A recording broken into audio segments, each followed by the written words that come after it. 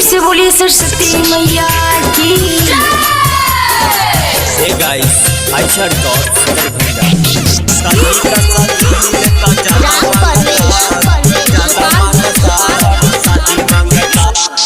एकरा न कुछो बुझात भइल बाटे पूजा पाठ।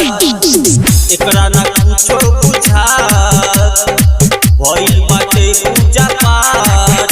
इता चारू ओरी घूमी घूमी खूबे नाचता। तनिका सदी हिलता ज्यादा मांगता।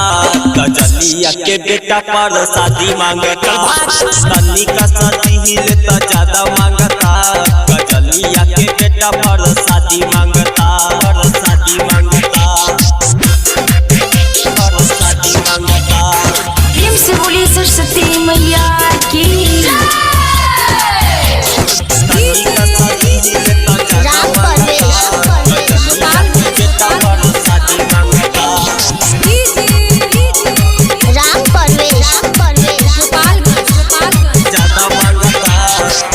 लागता कि 4 दिन से भूखल पियासल बा।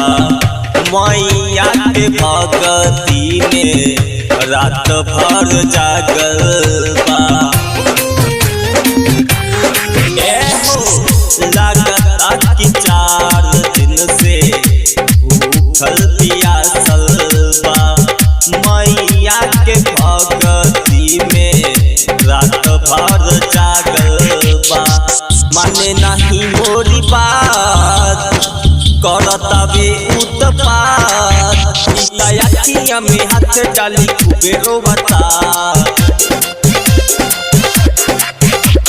तनिका सदी हिलता ज्यादा मांगता। कजलिया के बेटा पर शादी मांगता। तनिका सदी हिलता ज्यादा मांगता। कजलिया के बेटा पर शादी मांगता। पर शादी मांगता।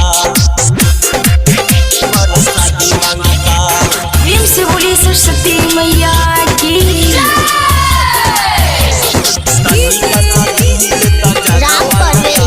कजलिया के बेटा पर शादी मांगता।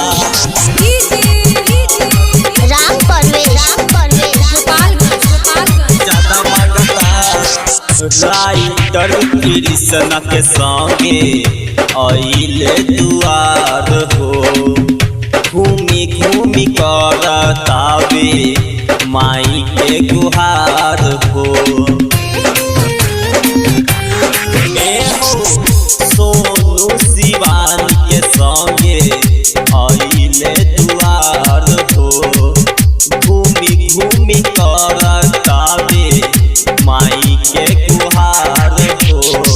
लागत मिली एकरा फन खुश रही हरदम। घूमी घूमी त मैया के गीत गावता।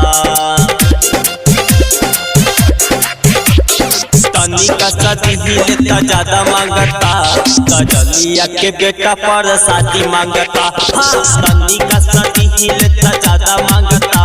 कजलिया के बेटा पर शादी मांगता।